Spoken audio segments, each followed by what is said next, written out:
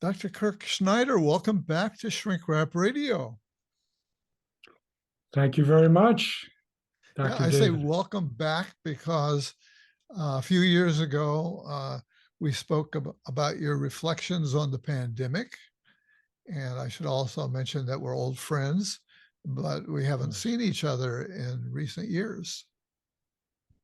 Yes, unfortunately, this is the way that we have been connecting, but it has a definite, blessing side as well. Yeah. So we're going to be discussing your latest book, and what a career you've been having, I must say. Congratulations on this newest book. And in your bio, I read that you've been involved in 10 books and over 200 articles. So you have been very productive. I've been productive. More like 14 books, but that's all right. Oh, okay. Yeah. You've probably written 4 since you read that, 4 more maybe since you sent that bio statement. Yeah. And, the title of this book, and again, I want to say congratulations, is Life Enhancing Anxiety, Key to a Sane Life. But before we get into the book, I would like to talk a bit about yourself, have you talk a bit about yourself.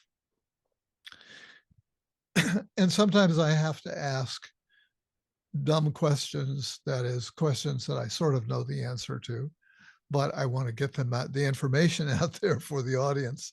And so that's a way to do that. So before we get into the book, you describe yourself as an existential humanistic psychologist. And I think people might be wondering, well, what the heck is that? Yeah, well, I can give you the 2-sentence answer, which is that I focus on how are you presently living. So there's a check-in within oneself as to one's current battle. It's usually a battle between the part of oneself that's attempting to break through and be freer in life in some way. That's for a relationship, a project, employment of some kind. And the part of oneself that blocks that yearning to break through. So that's the first question. How are you presently living? And then naturally following from that is, how are you willing to live? So as you explore more about that battle and see closer and closer up how you're constructing your world, so to speak. There's an impetus, ideally a growing impetus, to break on through, as the Doors would say, to the other side. To break through those areas that have been blocking you, because you're getting that feedback continuously through the therapy and through the therapist as a kind of mirror, both passive and active mirror, as to where you're at. And hopefully you're getting it to the point where you develop what Otto Rank would call a counter will to overcome those blocks, because you're sick and tired of living in a prison. And so you break through, and that's what helps many people to pursue what is more meaningful to them, and also what I would call a sense of awe often toward living. And by that I mean a sense of humility and wonder, or sense of adventure toward living, a kind of inner freedom to have access to one's thoughts, feelings, body sensations, imaginings, one's vulnerability, as well as one's boldness to venture out and take risks. So well, that's a great answer. That's a very full 2-sentence answer. It could take anywhere from 6 weeks to 5 years or more. Yes, right. I got to take a sip of liquid here. I'm getting into my coughing zone.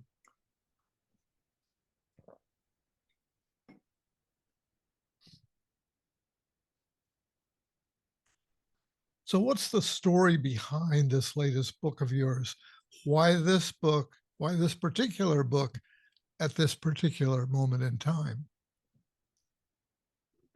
Well, I feel like it's the culmination of a lot of my work from The Paradoxical Self, which was my first book, which drew a lot from Rollo May and in particular Ernest Becker's work in Denial of Death. How we deal with contrasts and contradictions in our lives, right through to The Polarized Mind, to the depolarizing of America, which is a way of addressing the way we can become extreme and fixated on single points of view. And it just felt like the right time to bring this out. It's a very personal book as well as professional, and it's based on both worlds of experience. Maybe it had something to do with the passing of my mother a couple of years ago as well. No longer have parents alive. And it kind of called me back to some early struggles that I had as a child. And those are very much highlighted in the book, actually. My own journey with anxiety. They really are. I have to I have to say that I must be a psychologist because I'm drawn to to those. That's I always look for that in a book and in a therapy book. And as a consequence, I discovered in the appendix first, I saw this highlight of a, I didn't realize it was going to also be discussed in the text as deeply as it was. I was glad to discover it there. But in the appendix, I found this report from a psychotherapist or psychoanalyst, did you say? Psychoanalyst, yeah, not a psychoanalyst. Psychoanalyst when you were 6 years old. Yeah. I have to say the idea of 6-year-olds going to psychoanalysis, that sounds like a story in and of itself.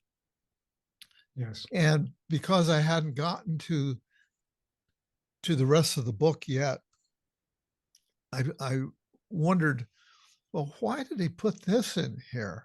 This seems very personally revealing. And so I'll give you a chance to speak to that. Well, it's a book about anxiety, and I felt it was really important for me to begin with my own journey with anxiety. I feel like I know it very, very intimately because I lived it. Yeah. And hopefully, well, I do feel that helped me a great deal to be a supporter of others who are going through similar journeys. But yeah, I think it really inspires a person to it inspires the reader because you have blazed the trail in terms of setting an example of taking a risk, of taking a very big personal risk in a way many people would shy away from the idea of, wait a second, I can't put this in there that I needed psychoanalysis at 6 years of age. And yet we go on to learn that indeed you did, and that there was a good reason for, I'm sure more than one, but sadly you had a brother who died at 2.5 years of age. And he was 7. Oh, I don't know how I got that wrong. Okay. No, he was 7. I was 2.5. Yeah. Oh, that's the person who I knew somebody was 2.5. Yeah. Right. So that's a big pill to swallow when you're 2.5 years of age. It's got to be totally mystifying. I may have to turn the mic off here in a bit just to mute my mic off and on. So it looks like I'm going to have some coughing going on. Yeah. But also, you go into the struggles that you had with your parents, and Mhm. just other things that happened in your young life really quickly that you had to make sense of. I'll let you talk about that, and I'll go mute for a bit here. Well, I mean, basically, I was attempting to reveal that somebody could come from, namely the author, could come from a very disturbed place. And over time and with appropriate support, uh, was able to see the world in a quite different way. Basically, after my brother died, I went into a tailspin. And I mean, as you might imagine, my parents, especially my mother, was extremely distraught and shattered. And it was very difficult for her to be present to me in a way that I know she wanted to be. And she had to opt out for periods of time. Um, Yeah, I was really, raised by, she must have, it must have been an emotional abandonment for you, because she I couldn't be think it was, present. yeah, Yeah, yeah. I mean, emotionally and even physically for periods of yeah, time, she had to get away. And yeah, I mean, I think that was certainly part of my tailspin. Also, just trusting her, trusting my father, trusting the world. Uh, the fear, terrors of death, of germs, illness. I was just surrounded with that. And so I was a terrified little kid. yeah. And I wasn't getting much better. Uh, my father even took notes on me. My father was a humanistic educator. He was a school teacher at that time, math and science, but he became a professor of education not too long after. And he was very tuned in to kids. Um, but they had very different philosophies. Uh, she was more cautious with me. He was more encouraging of me acting out my feelings and going to movies, some of which were quite scary, involved witches, which became part of my terror terrain, and also Yeah. got connected with my mother as well. But in any case, I basically my my dad was very tuned in from a certain standpoint of psychology. Um, and so was my mother. She she was a pioneer in her own right. She was a television and radio spokesperson, and so really a pioneering woman in the late 50s, early 60s. And she was seeing an analyst herself, Uh-huh. and so she asked that analyst to refer a child analyst to me, and that's how I met my analyst, Dr. Schiff, when I was about 6 years old. Yeah. Yeah. And that was a pivotal time for me. I basically moving from a place of extreme terror and even a kind of paralysis. I felt like I was losing it in a lot of ways, to gradual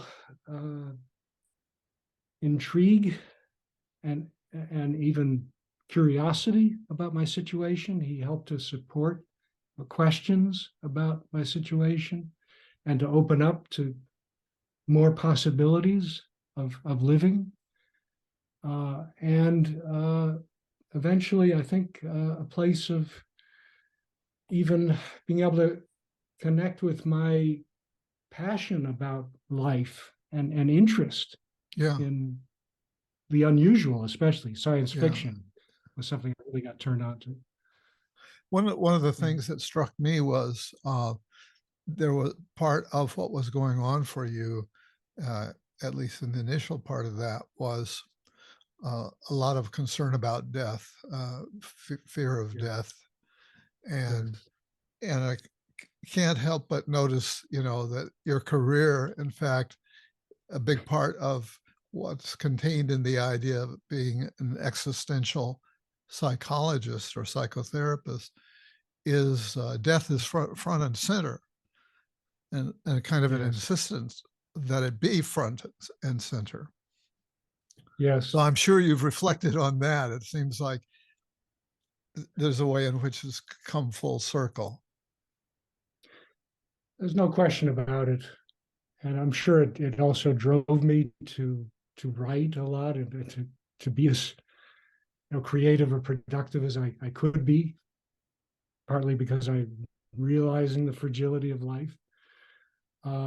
But yeah, existentialism was a really compatible field for me when I discovered Maurice Friedman's The Worlds of Existentialism, I think in high school, Mm.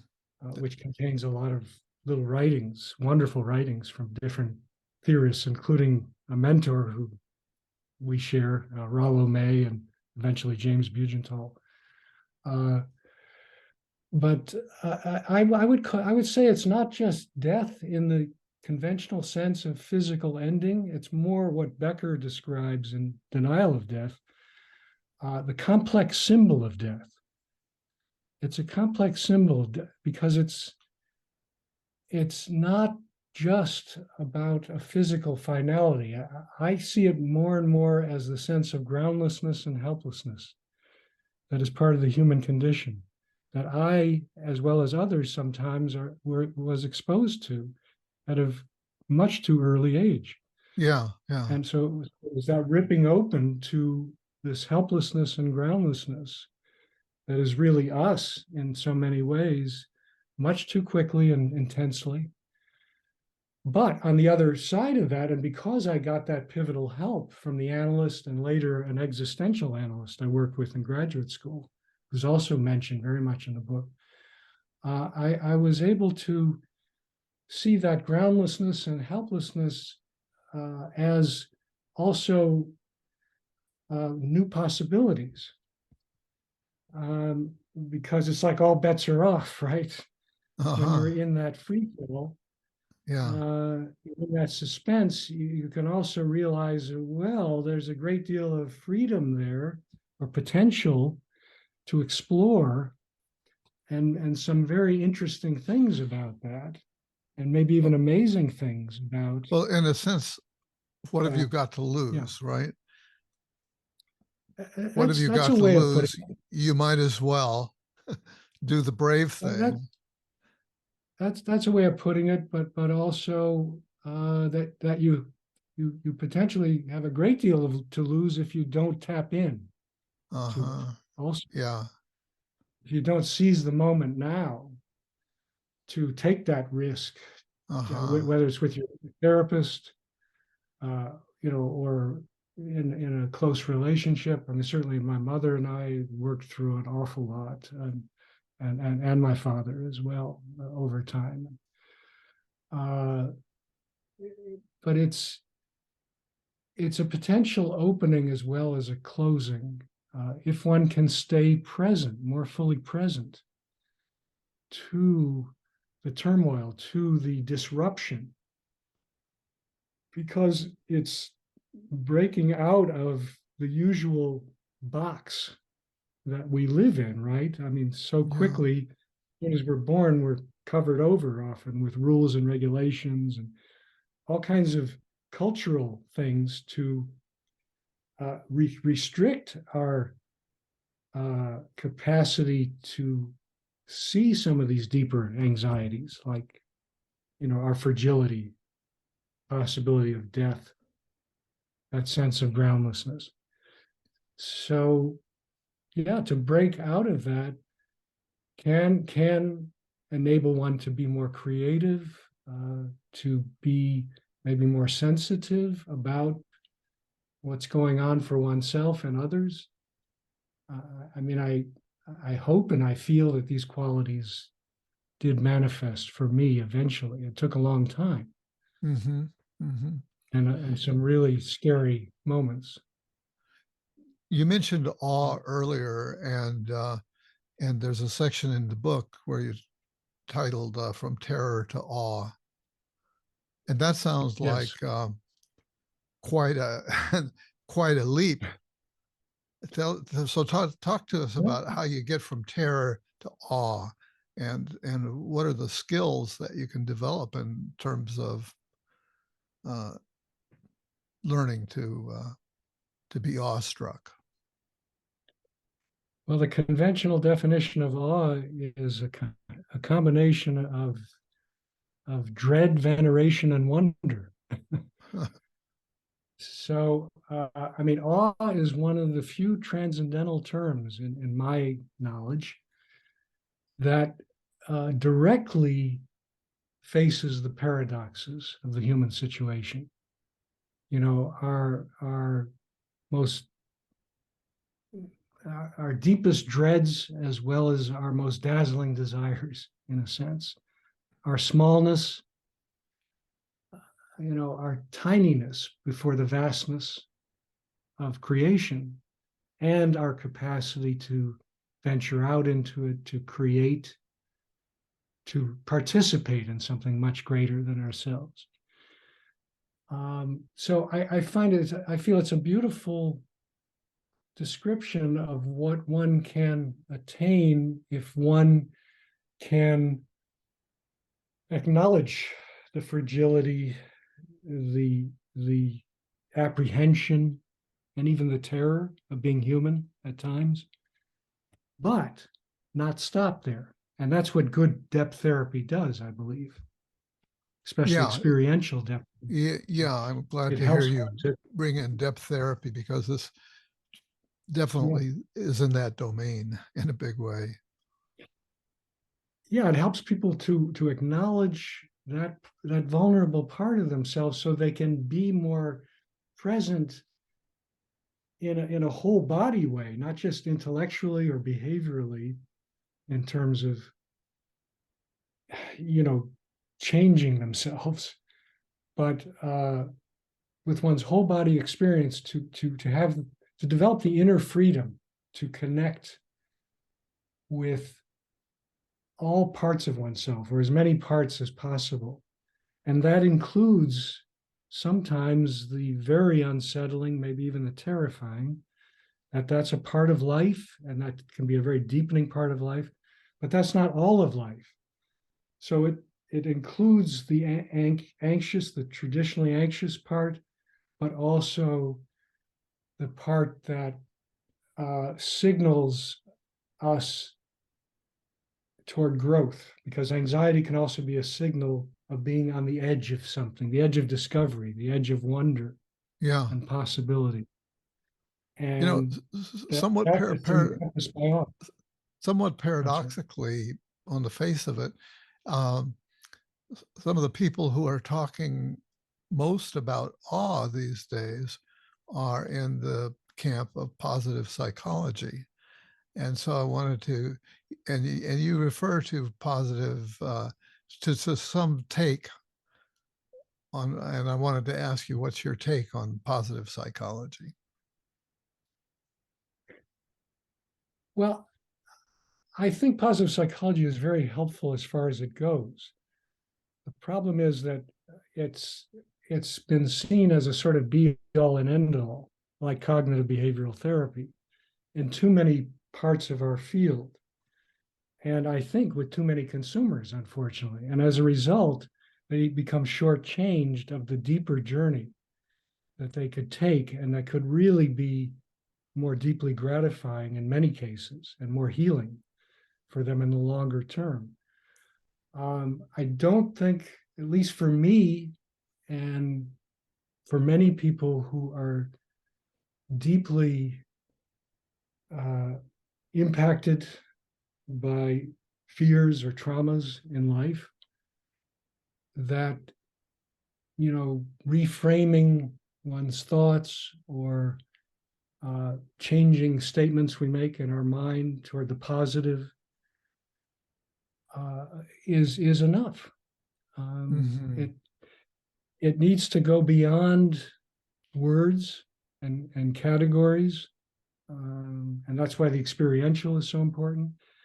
I think basically that we need to be met at a much deeper level and held. That idea of the holding environment that Winnicott brings up, very, very important from birth, actually. So it's a more, again, a whole body sense that one is okay to feel the fuller ranges of one's thoughts, feelings, sensations, imaginings, and thereby able to have more access to all those places to live a more engaged, a more full life in many cases. I'm not saying it's for everyone, but it's for many more people than are being cited Yeah. often in mainstream literature. You know, Popular. speaking of paradoxical, um, the title of your book might strike one as paradoxical, enhancing anxiety, key to a sane life. I mean, the same world. The impression, uh, is it a sane world? Did I get the title wrong too? Key to a sane world. Yeah. Okay. Beyond one's life. Yeah. I think the impression that people have of therapy is that the job of the therapist is to decrease one's anxiety. So tell us about life enhancing anxiety. Well, to some degree, this is an homage to my great mentor and friend Rollo May, who wrote The Meaning of Anxiety in 1950. That was his dissertation, and he was drawing from Kierkegaard. In terms of seeing anxiety as a much fuller concept than we generally approached it, especially in our highly technical and industrialized world, where we try to do everything we can to eliminate anxiety. Yeah. You know, we have smartphones and we have our sort of instant ways of communicating, and they're often through mechanical devices, which we're doing now, but hopefully, we're also stirring up some trans-mechanical ideas. But I mean, basically, it's a way of addressing the limitations of the quick fix, instant result world that we live in, and through ideology as well. Many areas, addictions. We are so driven toward the instant answer with a capital A. Yeah. And so Rollo was emphasizing, and he emphasized in the interview we did with him too, it's in psychotherapy.net, that he says, I don't try to eliminate anxiety. I try to put more anxiety in the relationship, unless the patient is so fragile that they'll be overwhelmed. Yeah.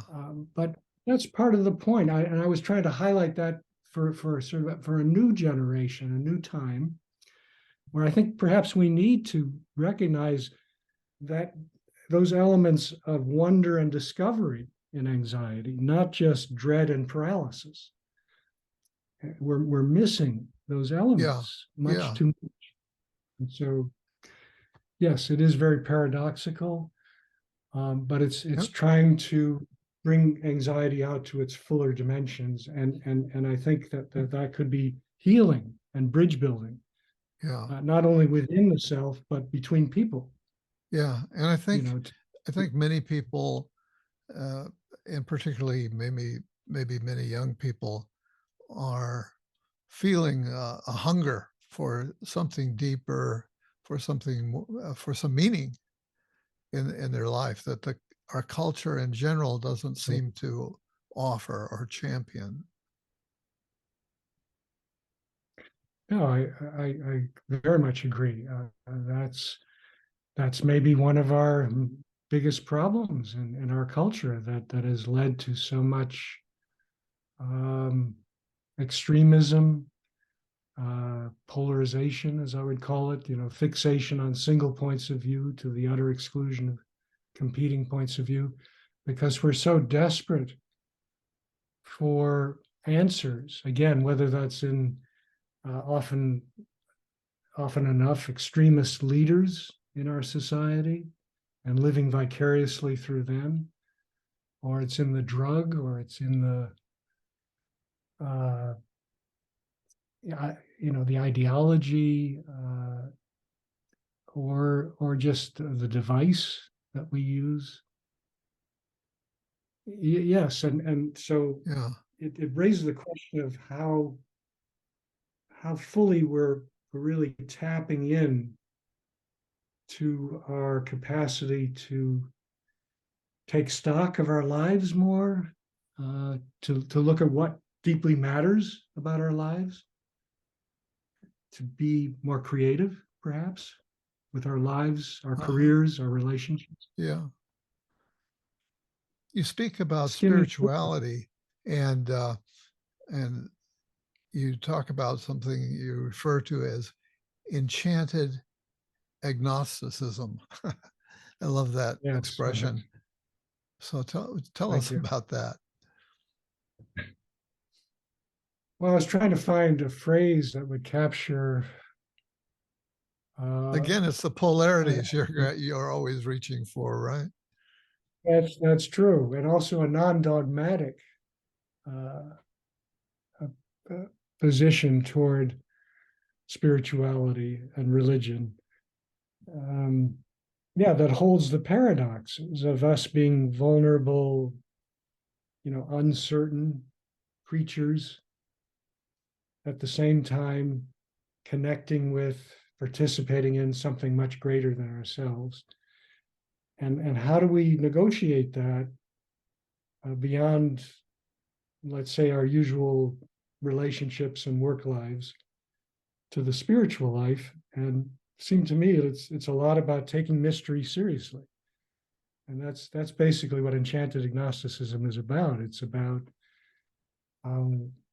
not just seeing the mysterious as the unverifiable, as some scientists would say, that is yet to be calculated and controlled, but as something much closer to what the great religions espouse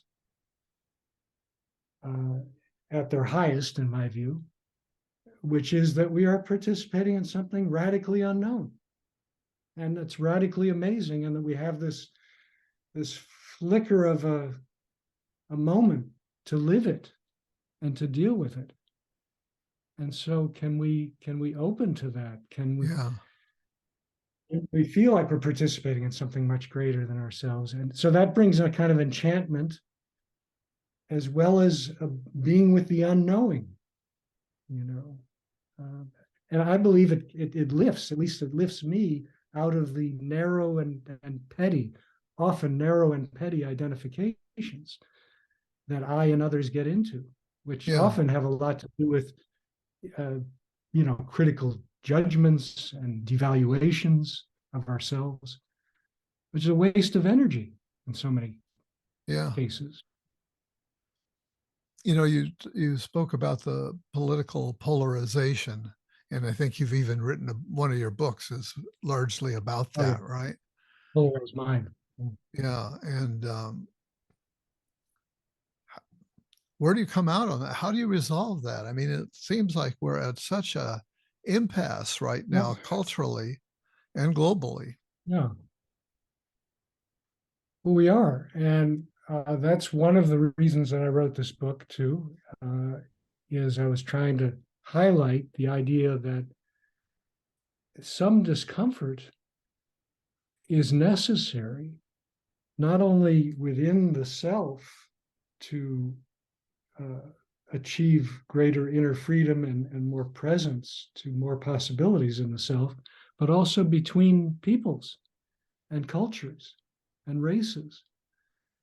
And so that's something I've been very involved in of late. I was trained moderator for Braver Angels, which is a grassroots organization that brings self-identified liberals and conservatives together for living room style conversations.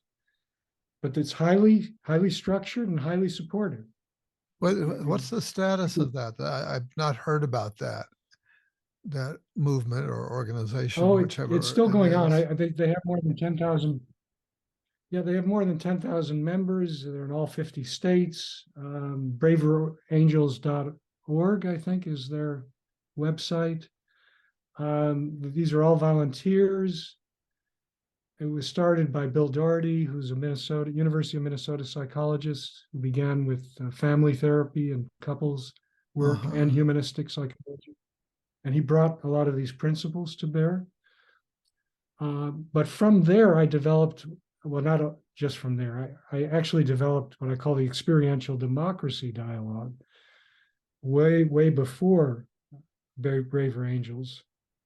I developed that back when we invaded Iraq, because I felt that great tension between the worldviews in our country at that point. And I felt like we had so many riches in depth psychology to bring to bear to potentially healing conversations. So Braver Angels helped me to develop experiential democracy dialogue more, and I've been conducting webinars facilitating experiential democracy dialogue, which is a 6-phase model. That's one-on-one, so it's a little bit more intimate than the Braver Angels format, which tends to be more group-oriented. They do have a one-on-one, but it's still a little bit more group-oriented. And the experiential democracy dialogue is also more intimate in that I try to help people to cultivate some degree of presence to themselves and to the other person, even before starting the dialogues, through visualizations, telling about their backgrounds. Etc. Yeah, I think that's really wonderful work and fascinating. I didn't know about that. And I'm glad to hear that you've been wrestling with how to be an activist of some sort to bring these ideas, which can seem kind of rarefied, I'm sure, to many people, very abstract and airy-fairy, and how to bring it down into actual political change, hopefully. Yeah, well, that's been a lot of what the second half of my life's been about. Is really trying to translate these principles into action, social action, and some individual as well. But yeah, basically it's about supporting people to have less comfortable, but potentially much more rewarding conversations with each other, and much more healing conversations, as they're able to stay with the discomforts and the reactivities that they come to these conversations with. I mean, a lot of it is about humanizing the conversation through the phases, helping people identify their stereotypes toward each other, their knee-jerk reactions toward each other, and then getting to the deeper, more curiosity-based engagement with each other, coming from a place of genuine curiosity rather than stereotype imposition, etc. Which means staying with a degree of anxiety. It can be very anxiety arousing to even consider going into that sort of dialogue. Well, and that's why we emphasize highly structured and supportive conversations. So the mediator really needs to be on top of the two partners to stay within the guardrails, the ground rules. of The those guardrails conversations. and ground rules apply equally, I think. They definitely do. And they Yeah, help to create a sense of safety, as we all know in depth psychotherapy. yeah, You can't go around accusing people of things or yelling at them and expect that you're going to have a that's right. conversation that's potentially healing. Yeah, And we do find, I should say, that many people do shift through these kinds of conversations. Braver Angels has done interesting research on this, where they've shown that people feel less angry, less estranged from each other afterward, and they feel more understood by the other, and and they feel like there's more potential for common ground, even if yeah. that common ground is just being friendly. Yeah. I think that Carl Rogers was reaching for that, and some of the work Yeah, that he did later in his life, right, of going into absolutely. conflict areas and trying to get people to dialogue with one another. He was a great model and inspiration for me. He was less directive in his model, which I'm sure was effective in its own right. I would say that both experiential democracy dialogue and Braver Angels approach is more structured in terms Mm-hmm. of going through phases, Yeah, whereas Rogers, personally, in I think keeping with his philosophy, less that direct. makes sense to me that would be the case. That would Yeah. be I would feel more comfortable with that structure. Something about my Uh, personality, I guess. yeah. So your book's coming out this week, I believe, right? Oh, no, it actually came out February 1. Oh, It did. that's It pretty. just came That's a out. couple of weeks ago. Yeah. Yeah. Yeah. Yeah. So, Just what is your hope for the book? well, I hope to reach just everyday people as much as possible who are concerned about their own conflicts, their own engagement with life at this point. Uh-huh. That perhaps they lack a sense of purpose and meaning, or enough attention to what deeply matters about their lives, and that they can see some value in this, see some value from my own journey that I go into detail about, Yeah. as you mentioned, and others' journeys. And I hope to reach political leaders, social leaders, as much as possible as well, Mm-hmm. to to persuade them to get involved in more of these supportive structured dialogues Yeah. with people in contrasting backgrounds, ethnicities, etc., to be models to people Yeah. of a more healing direction, and also a direction that expands us and deepens us as people by being able to hold the anxieties that come up around tough issues. I mean, part of my point in this book is we have so much anxiety in our world precisely because we're not facing the deeper and more important anxieties often, uh, you know, earlier on.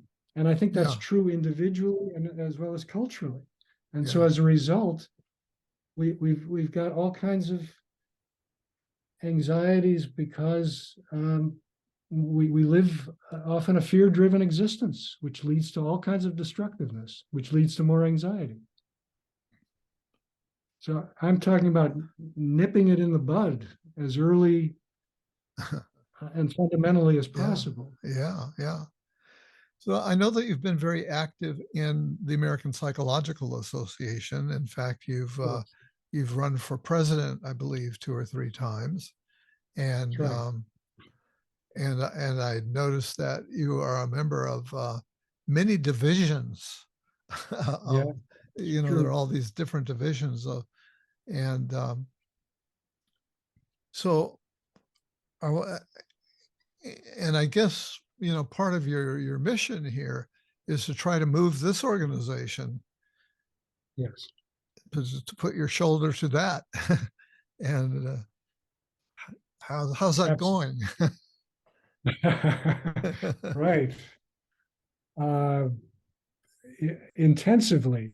It's a challenge. Well, I feel like we were able to get the word out to a great extent about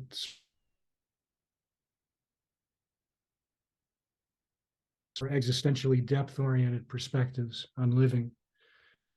And so that's been a plus for me, and that really is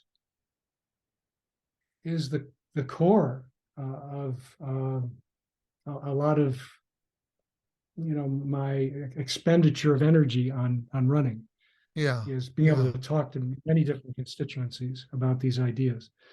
I think that they are filtering, these ideas are filtering in. I see that like the current president is very tuned in. Her name is Tama Bryant Davis. Very tuned in to the arts, to expressive arts, to dialogue, certainly cross-cultural dialogue. Yeah, good. I also focused on the idea of rallying our profession and mental health professions in general to develop a national core of mental health professionals or of psychologists to spread throughout the country and be available to much more accessible and affordable, in-depth, and potentially longer term mental health care, or what I call emotionally restorative relationships. Because I think the lack of emotionally restorative relationships is one of the key problems that many of us have. Parents are extremely distracted. We're caught up in our devices. Oh yeah. It's really hard for youth, I think, it pains me have the kinds of relationships that you and I had. Yeah, it pains me I'm sorry. to see in a mall parents who are, who are so locked into their device, into their phone. It's so addictive, and they're missing these opportunities with their children, and their children are just being sucked along in the same depersonalized, contactless way. And add to that the degree of poverty and racism that many parents feel. Yeah.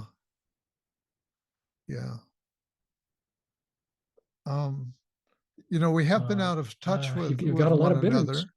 another. I'm wondering, speaking of children, do you have kids? Yes, I guess I have a son. Actually, I'm actually broadcasting from his his room. Oh, right really? Yeah. How old is he? He'll be 28 in March. Okay, an adult son. Yeah, yeah. So that's a big change in your life. That's totally new to me. That's right. You knew me as a lowly intern. Yeah, that's true. Well, I think, is there anything else that you'd like to add as we wrap things up here? Well, we've covered a lot of ground, I think. I guess that my hope is that the book can reach a larger audience than just an academic audience, because it has so many personal aspects to it. Yeah, it really and does. I think it'll speak to people, especially people who are wrestling with anxiety and depression and various maladies that so many of us are in today's world. That one can, especially if one seeks, substantive support, one can transform. Yeah. That's really important. That you don't have to be stuck in those narrow places. Right. Is there a way that people can be in touch with you? Wonder, do you have a website out there that you'd Yeah, like to let people, people know about? yes, people can contact me through my website. It's kirkjschneider.com. Okay. And that has a lot of information, not only about the book, but about basically all my books and articles, videos that may be of interest. And I have a lot of podcasts and videos on YouTube if people are interested, on existential psychology and life enhancing anxiety and um, awe, the sense of awe toward living. Wonderful, wonderful. So I will direct people to those places. And so, Dr. Thank you. Kirk Schneider, I really want to thank you for meeting with me today in this very personal, non-personal way. Yeah, yeah. Hopefully it's Well, felt personal to you. Yeah. it did. It did. And I really appreciate you providing the time for me to convey these ideas.